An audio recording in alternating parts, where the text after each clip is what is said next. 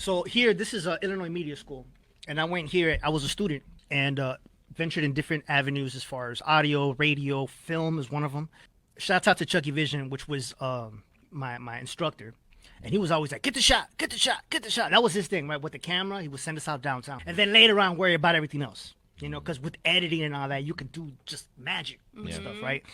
Do you have the same mentality? Just get the shot, or you'll be like, you know what? I'll just fix it in editing. That's a good question. I mean, I do a lot of I do a lot of broadcast work and a lot of post production. They're two completely different worlds. I do lollapalooza, for example. Yes. I mean, I've been doing that for a while now. Big shout out to Dave Cosby. You know, he's an incredible person. I'm very blessed to be on those stages. But when you're in broadcast and live in a live environment versus, you know, shooting with the intention of editing afterwards is completely different. But to answer your question, I mean, and the reason I bring up the live stream is because it's a whole different mentality. You have very little room for mistakes, but also you have to when you do make a mistake, you have to let it go easily, because then it'll mess you up. And you know, and in the live stream world, I always tell people, it's like, hey, you can't turn back time. Stop yelling. You know, like there's no need for that, because they're very like hardcore, and depending on the environment, very intense. Sports, I mean, you missed the goal. I mean, someone's gonna rip your head off, you know. Yes. So, you just brought something up. Go ahead. I'm sorry, man. We might need to have Come a on! therapist. I didn't mean to trigger you, bro. My bad. But no, now I'm getting flared. No. But I 100% understand, because I'm also in broadcasting, and I do a lot of live. Yep. And I'm always kicking myself in the butt, man, when I mess up. It could be a small thing, maybe the other person, but like to me, I go to sleep at night. Why did I do that if I just did that, you know?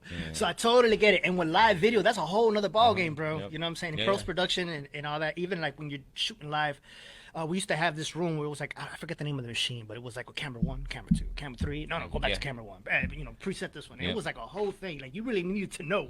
Oh, yeah. And shooting stuff like Lollapalooza, I know that's not an easy thing. Oh, yeah. You had mentioned ESPN. Like, I didn't know that. Salute to you, bro. And I also seen you do like car commercials and stuff. Yeah. I was like, man, that's pretty cool. But you know, it's not like somebody like myself can just pick up a camera and say, I'm gonna do car commercials. I'm gonna go work at ESPN, right? Yeah. So you gotta have a lot of self-discipline. You can, man. I mean, with getting into the industry, it's one of those things. I mean, I've learned to work in so many different fields just because I love it. So like for me, and I was told early on, like, oh, you have to pick one thing. You gotta shoot sports. I mean, I literally have done everything: runway shows, corporate.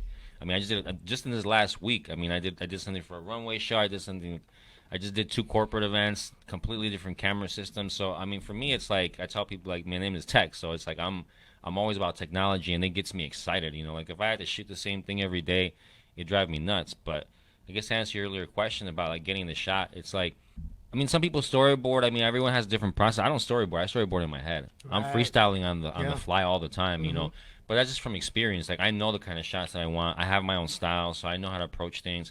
And then there's also that creative component. You can't be so stuck on storyboarding and like, oh, it's got to be like this. And if it's not like this, that's why some of these movies take forever, like, to shoot. Like, you're shooting the same scene. Like, if you're shooting the same scene for 3 weeks straight, like a 5-minute scene, like, of a movie, man, like, man, you need to really evaluate life, because it's not that serious. You know what I'm saying? Like, gotta get the shot, man. Gotta get the shot. You gotta get the man. It's subjective. You know what I'm saying? Like, and at the end of the day, it's an art form. So for me, it's like everyone has a different process.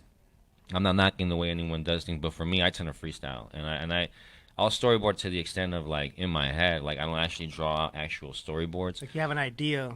I mean, I'll have that. I mean, she tells me all the time, so you put out paper, and I'm like, and I do to a certain extent. Like, if you see my notes, I'll understand them, you know, but they're not like traditional to like what you do like in the industry, because some of that stuff just it takes too damn long. I'm sorry, it just takes too long, and I don't have time for that, you know. But so sticky notes. Sticky notes. He's a sticky note person. With stick figures and you gotta have the black marker. What is it? The Sharpie. You gotta have the Sharpie, and I began to see commonality with different types of artists.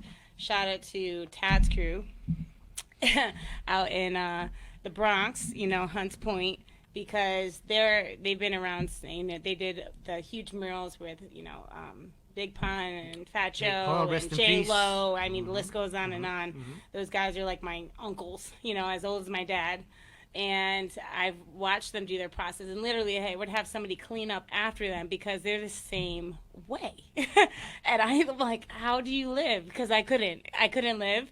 But you have to respect that, you know, some people you know, in my personal opinion, and this is a very big hat for me to say about tech, but tech to me is like a Steve Jobs when it comes to like hip hop documentary and videography. Oh, he's very talented. Like, like he can do everything, and it's hard to do it well, and that's just because of how long he's done it. But everybody has their process, you know, and during that process, what works for you, like you're very charismatic. I'm watching you, like, you know, you're getting everybody involved just by your voice alone. Oh, it's the coffee. It's the coffee. Yeah. Shouts out to Starbucks. How many times have I told you that? I told him that from when I met him. I was like, Champ, you're 2-0. you know, it's the Starbucks. I found my match. You know,